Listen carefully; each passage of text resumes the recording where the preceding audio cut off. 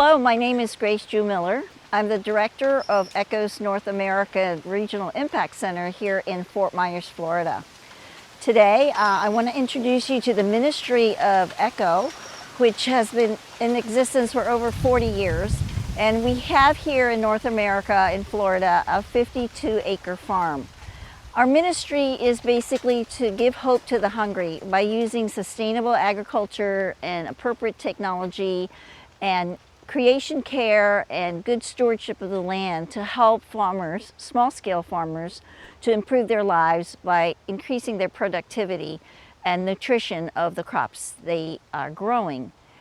One of the things we're going to be doing is showing urban garden techniques and how even if you don't own land and don't have a lot of access to land, you can grow trees with fruit, vegetables, and even some high-value crops that can give you income. Hi there, my name is Jared Bond and I am the urban garden intern at ECHO's Global Farm. And my job here is basically to tend this space and to help generate ideas for how people can grow plants and produce food in an urban environment. It is a little bit more challenging to do so than traditional agriculture, right? Because you're not planting in the ground. And here we're wanting to show people how they can grow food without having access to soil or their own land, which is really important in our world today because the population worldwide is becoming more urbanized. One way of using gardening practices in an urban context is using things that you would otherwise throw out or not consider as like being able to grow plants in. So here beside me is a tire, and most places in the world actually have access to things like tires or similar things. And you can just fill this up with soil or other like wood chips or any organic matter, and you can actually grow plants in this. So this is very helpful for people who live in places where they have no land of their own. And you can put this tire like on your patio or even on your rooftop and grow food in it to eat, where otherwise you wouldn't be able to grow any of your own food at all. So the first demo that I would like to share with you today is being able to grow trees, specifically fruit trees, in containers. Behind me here we have a carambola or a star fruit, and it's actually growing in an old repurposed swimming pool. It's kind of fascinating because there's not much soil here. So compared to a tree that would be growing in the ground, this tree has limited resources available to it, yet you can see it's still growing very well, and it actually does produce a good amount of fruit. But this is also a good point to talk about some of the challenges that are involved with urban gardening. One is just limited nutrient availability, and the second is water. Since it's such a small area this tree is growing in, that tree is using up nutrients throughout its lifespan. So you need to fertilize this tree somewhat often in order to keep it healthy and keep it producing enough fruit. Otherwise, it's just gonna kind of fade with time. And the second thing is watering. Since it is such a small amount of soil in here and it is like out of the ground, there's gonna be higher rates of evaporation and the soil is gonna dry out a lot quicker compared to if the tree was on the ground. So you need to keep up on your watering and you need to keep up on your fertilizing applications if you're wanting to grow any plants in containers, but specifically trees. So one of the things that you may notice in this demo is that there is a ground cover crop growing alongside the tree. Now this is perennial peanut specifically, but you can grow any sort of ground cover that you would like. The main reason we have it here is it helps shade the soil, so it reduces water loss through evaporation, and it keeps the soil more cool. It doesn't allow the direct sun to be beating down on it all day. But perennial peanut is also a nitrogen fixer, so it also helps with fertilization to an extent. One of the interesting demos we have in our urban garden is what we call a 100-fold bed. Now this bed is unique because it saves us a lot of time on our watering. And basically how it's set up is you have a concrete block barrier all around your planting area, and the lower layer holds the water reservoir. And basically all that is it's just crushed up rock filled up to the brim with water. And then on top, this last concrete block layer is where you have your soil. So you plant your plants in that top layer, and as they grow, the roots go down and they start to touch that water reservoir. So as the soil on top dries out, those plants are still able to access water deep beneath. And that's how it saves you time on watering, because this thing is full of water. Those plants can access that water for days. I mean, I don't have to fill this bed up, but once every 1 to 2 weeks. Most of the other containers in this garden, I'm watering every 2 or 3 days. So it really does save you time on watering. And an added benefit to this bed, if you use concrete blocks, you have more space in the middle of these blocks which you can plant stuff in. So here I have onions growing.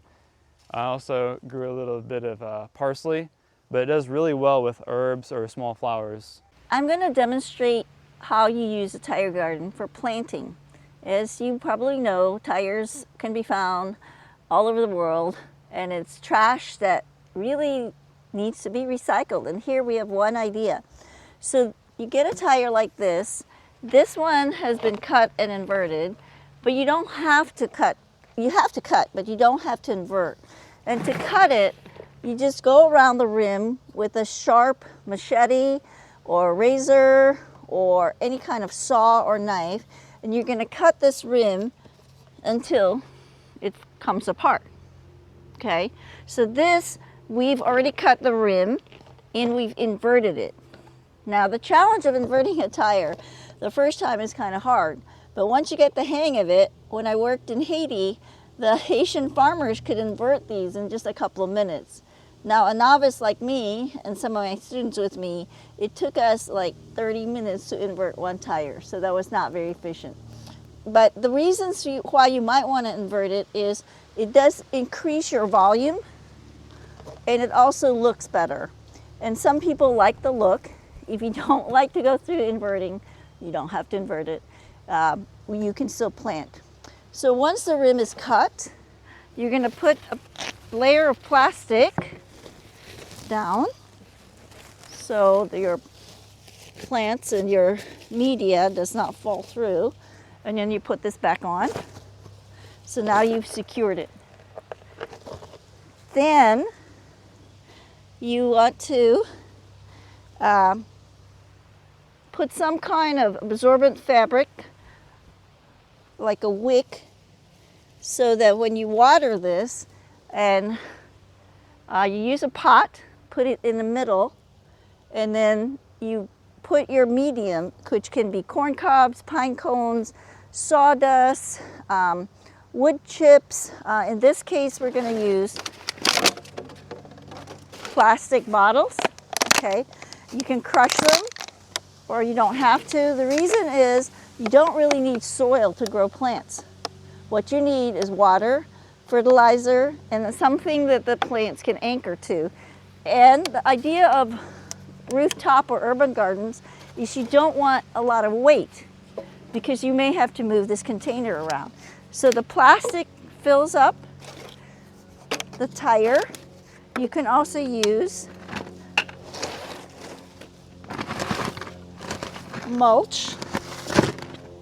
So you can use mulch and fill it up. I'll need a pot to put in the middle. And the idea is you're recycling things. You don't need soil. This is just mulch. You can use sawdust. You can use wood chips. Like I said, pine cones or corn cobs, whatever you have around in your area. So I'm filling it with some aluminum cans. Again, aluminum preferred over tin because it's lighter, because weight is an issue, especially if it is really going on your roof of your house or of your hut. You don't want heavy things on the roof. So I'm filling this up, and the reason for the pot in the middle is this way, once it's all filled with your plants and all your media, you can water right directly into this pot, and the water will go into that wicking system because I have this fabric down there and spread throughout the plant. So as we fill this, I'm going to finally put some plants in here.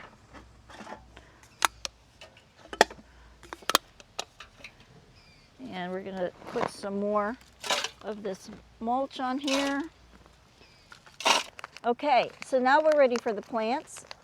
We are planting some squash here.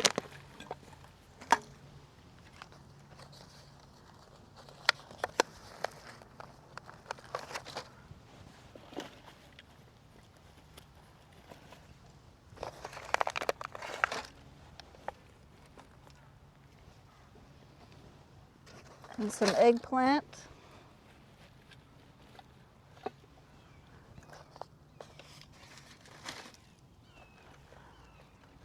And that's it.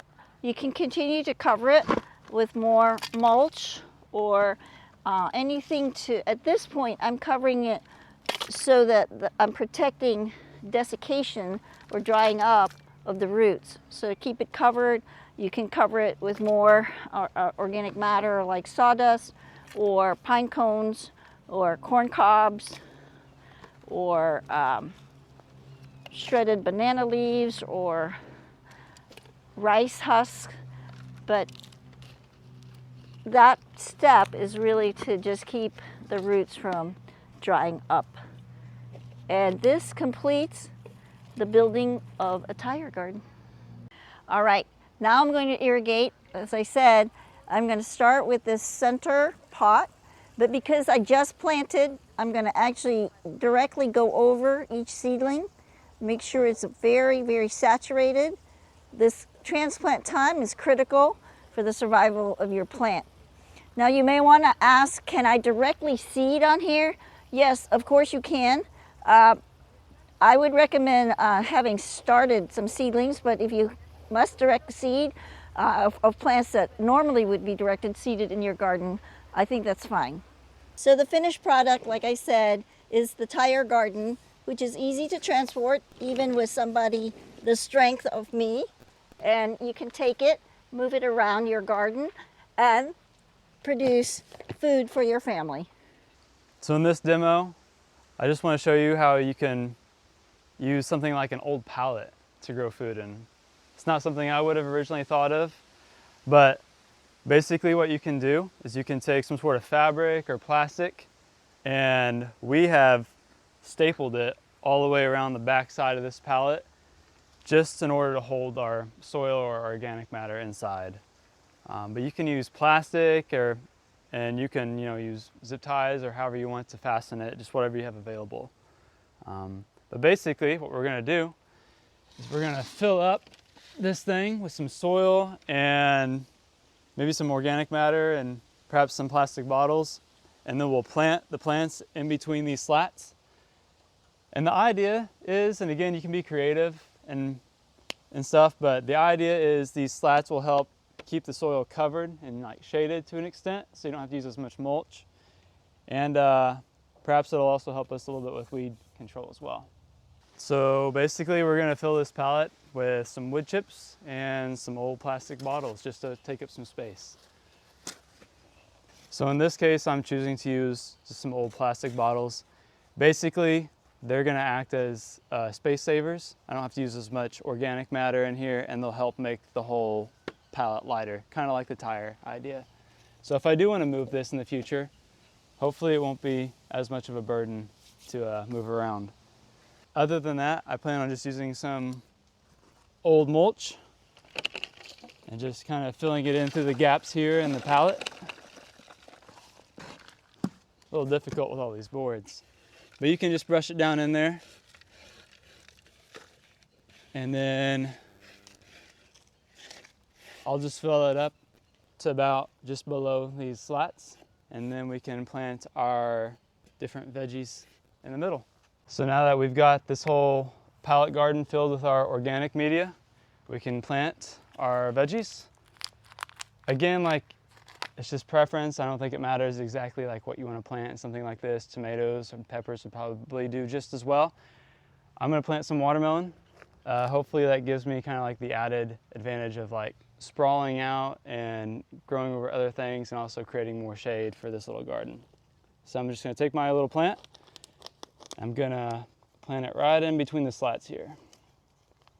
So another good point with watermelon especially, or any other type of vining plant, is that it's gonna vine out and it's gonna act as like a ground cover, and it's gonna keep weeds suppressed, and it's gonna keep your container garden a lot cooler than if it was just exposed to the sun all day long. So as I plant these, you'll notice like I don't have it filled all the way up to like the brim with mulch or soil. And I don't think it has to be. Remember, these plants, they basically just need water and nutrients. They just need a little bit of some sort of substrate in order to like anchor to and have their roots growing on. So it doesn't have to be perfect, doesn't have to look good.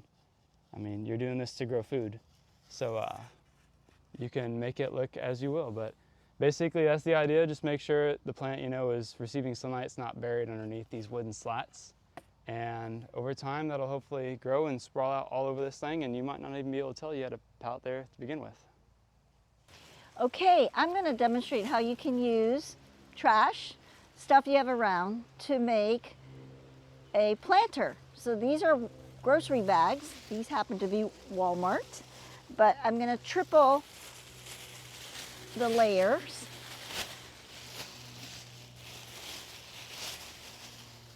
And same thing, the concept of filling it with lightweight matter so that it is portable, especially if it's going to be moved or if it's on a roof. So I have triple layered this, and I'm going to fill it with some organic matter.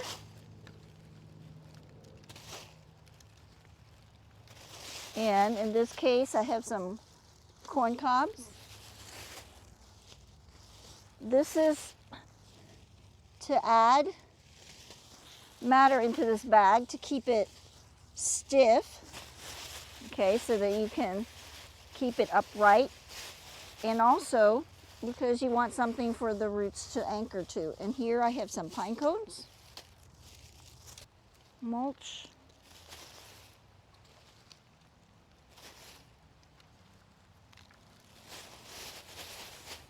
now obviously these bags may not last more than one growing season, but for many people this is a viable alternative if you can't afford more expensive containers, and it will give you a crop in one season. So I'm just rolling down the edge a little bit, and I'm going to put my vegetable, this is eggplant, in here. Now remember, you also have to be aware of how big your vegetable is going to get, so this is not a big container, so we don't want it to get too competitive as they get bigger. So I'm just putting 2 eggplants in here, and believe it or not, this container will last a season until your eggplant gets big enough to produce the fruit. One thing that you could do is to add some holes, probably about 1 or 2 centimeters above the bottom, just for drainage, so that this doesn't, in case there's a big rainstorm, just fill up and drown the plants. So that's it. There's your container garden. And is it movable? Yes, very movable. So in this demonstration, I'm going to show you kind of how to make a different type of sack garden. This one is out of an old coffee sack. And the cool thing about this one is it's made out of like jute fibers, which are like just a biodegradable fiber. So you don't have to worry about this thing breaking down like a plastic sack would. But you know, given your context, use what you have on hand. You can use plastic sacks too. But this guy it'll do its thing for about a year, and then it starts decomposing, and you're going to want to get a different container. So basically, if you're making a sack garden using one of these canvas sacks, you want to have a central portion in the sack where you're going to water it. I mean, this thing's going to be full of organic matter and soil, and another thing about these things is that the water will leach out pretty quickly and it'll dry because it's standing up, it's in the wind. So you want a central way that you can water into the sack, and the water's going to go throughout the whole volume. The way I do that, and the way I've learned, is so I open the sack up, and I expose the bottom, and then I use this old PVC ring. Now you could use like an old coffee can that's had the bottom knocked out, but I just put that in there to act as a temporary structure for this rock, this crushed rock that I'm going to pour in through the bottom.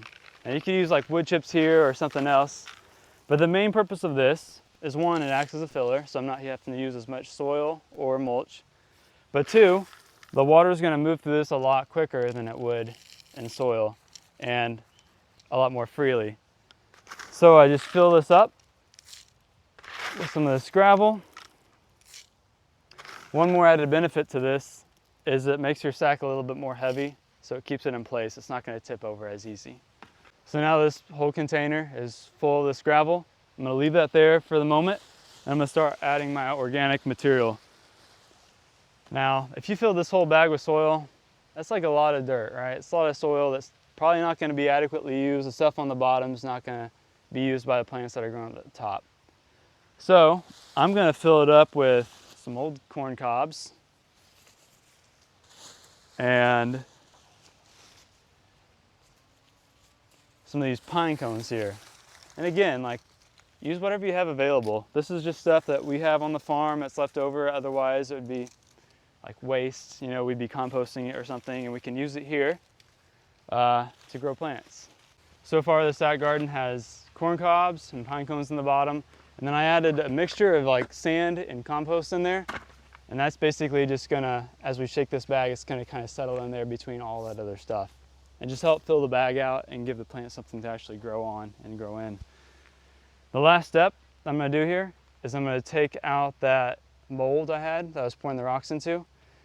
So as I take it out, I'm going to kind of spin it and just kind of rattle it so that rock kind of slides out in place. And so now we have that column of rock in the middle of the bag, and that's what we will water when we water this sack garden. That way we're not washing our soil out or anything, and it's going to go through that column and water the whole volume of soil. So the last step is we're ready to plant. And in this case, I've got some squash here. And this is just a bushing variety. So it's going to grow well in this small space. But think of it, like this bag could be twice the size, and you could have some sort of vining squash or even a watermelon that would just trellis kind of over the bag and make it into like a semi-vertical garden. Also, if this bag were taller, you could make the most out of it by cutting little slits or cuts in the side and growing plants directly out of the side of the sack as well. So you'd make more efficient use of your space. But that's how you make a sack garden. All right, we're gonna demonstrate what to do with these old jugs. They could be jugs of juice or water or milk, but here what we've done is we've cut the bottom off and just secured it to this board. Now this works with a staple gun or a nail, and you may have to experiment to see what holds it up best for your type of container, and whether you have issues with wind gusts or heavy rains, you may have to add a support on the bottom as well. This one is the opposite, so you have used this half for that, which is this, and then these are the other half, which has the lid.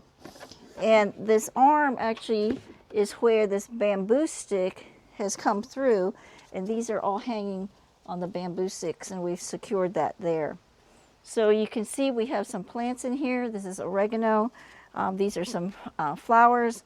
You do need to realize that this kind of container will not support plants that are going to get really big, like pumpkins or watermelons, but for herbs and smaller plants that would work.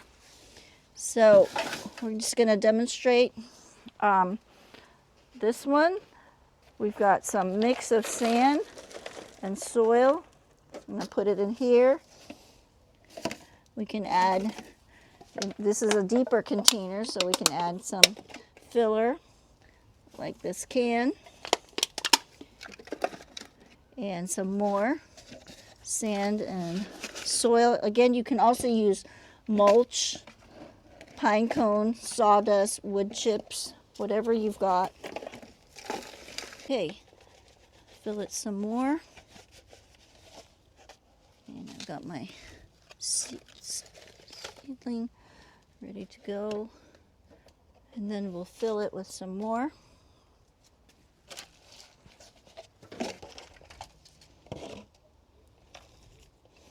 Now you notice these will be on a slant, and you're going to say, will the plants grow on a slant? Yes, they will adjust to gravity, and they will keep growing. They may start to bend towards the earth, but they will still produce fine. One important thing in any kind of container garden is drainage. So here I'm going to poke some holes just about a centimeter from the bottom so that it will drain, especially if during the rainy season you do that. So just make sure you have some holes for drainage. All right, so this is how you would plant it. I would suggest for this type of planter to use things like herbs, flowers, marigolds, different types of things like basil or oregano, or dill and onions, so they don't get too top heavy and fall off. Another demo we have here in the urban garden is what we call wicking beds. And so this bed kind of works somewhat similarly as a 100-fold, but the only difference is there is not nearly as much resources that are put into these beds. You can see that it's very short. I only have these small concrete pavers here that make out the frame. But of course, people can use bamboo or sticks, whatever they have, just to make a frame from which to grow your plants in. But the bed is made up really of only carpet on the bottom layer or cardboard, and then a thin layer of soil, and then on top I have a mulch just to kind of shade the soil and keep it cool. But this is the type of bed you would use if you did not have much organic matter to use for your plants. And it shows how you can grow plants with like hardly any soil. The way you water it is through these 5-gallon buckets in the back. They have the lid on the bottom, but there's holes in the lid. So you fill these buckets up with water and like a soluble fertilizer, and then you invert the bucket on the bed. And the carpet or the cardboard actually wicks that water, kind of like a candle wick, throughout the whole bed. And so as parts of the bed dry out during the day, the bucket will release more water accordingly, and the bed stays kind of moist throughout the day instead of like drying out completely, which it would probably do otherwise because it is such a thin layer of soil. But yeah, these beds are a great option to use in places where resources are very minimal and you might not have access to soil or other materials to grow plants in. So here's a good shot where you can actually see that base layer of the wicking bed. We're using carpet here, but people can use old t-shirts or any sort of material that actually holds water. But yeah, so that carpet or old clothes are basically just acting as a mini water reservoir for the plants to attach their roots to and suck up the moisture that they need. So this is one more demo we would like to talk with you about.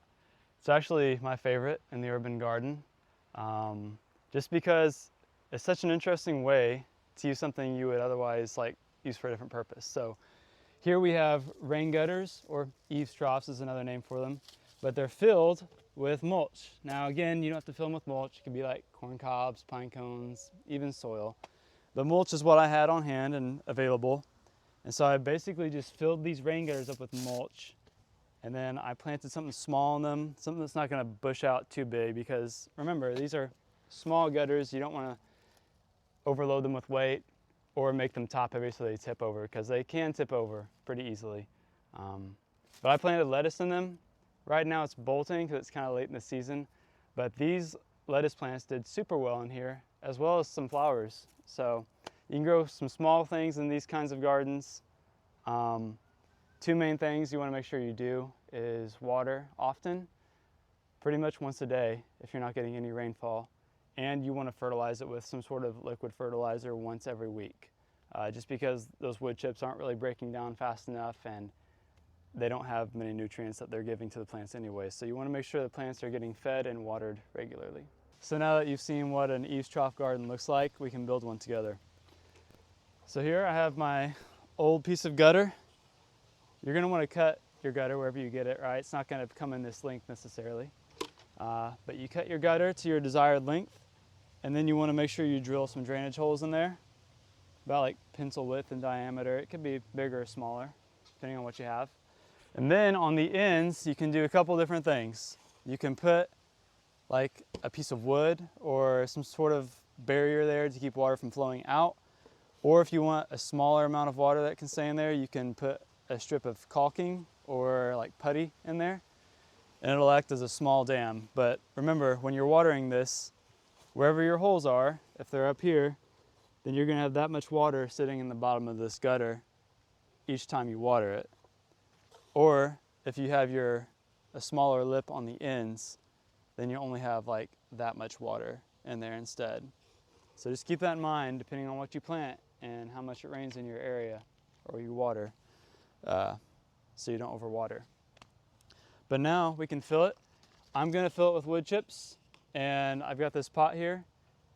The only thing that this pot does is it serves as a central location where I can pour water in when I water. I don't have to water the whole trough. I can just pour it in there, and it's gonna kind of percolate out throughout the whole trough. So we want a pot in the center, and then I'm just gonna try to graciously spread these wood chips out.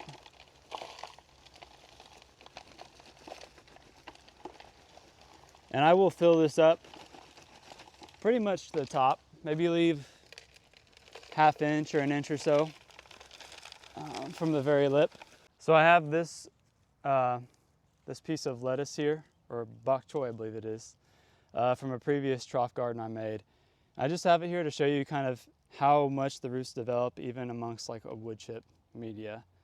I mean, you can see how solid that is. I can hold the plant and it still maintains its form. So these gardens still do a good job of keeping these plants alive and allowing them to thrive even. But now we can go ahead and plant. Everything's filled. I got my watering cup in there. And today I'm going to choose to plant eggplant in this trough. Whatever you do plant in these sorts of gardens, I would keep it on the smaller side. Eggplants aren't going to get terribly big, but I don't know if I would plant like a big vining tomato or a watermelon in one of these. You could try it and see what happens depending on how much you're able to care for it in your context. But I've had most success with salad greens, flowers, and smaller plants like that. Herbs would probably do just as well in something like this. But, yeah, so I'll probably plant like 2 eggplants on each side of this central watering cup, and just try to press them down in there and get them as packed as you can, and the roots will spread out through that with time. And again, as I water, I'm just gonna pour it in the middle here.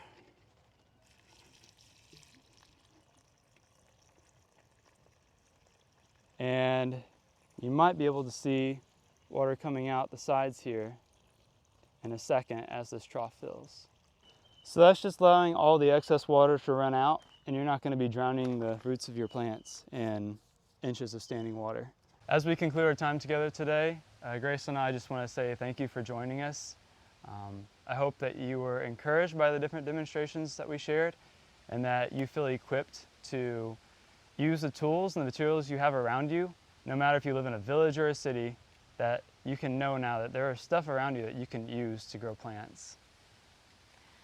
Thank you again for joining us. I love showcasing urban gardening because it really is a part of a perfect technology where you use what you have to make what you need to do what you need to do. And I would love to hear your ideas. Please share it with ECHO. Join us in our network, echocommunity.org. It's free, and this is where people like-minded can exchange ideas and ask questions. I also encourage you to join ECHO as we have workshops throughout the year. Our next one is in July, Tropical Agricultural Development. It's a general introduction to tropical agriculture. We have one in September that is TAD 2, and we're going to focus on food forests and agroforestry. And also in November, in the 12th through the 15th, we will have our annual International Ag Conference here in Fort Myers. And I ask that you join us. We'll have over 200 delegates from around the world discussing, listening to plenary speakers, and doing workshops on the farm. Thank you again, and I hope that we will see you either at ecocommunity.org or in person someday.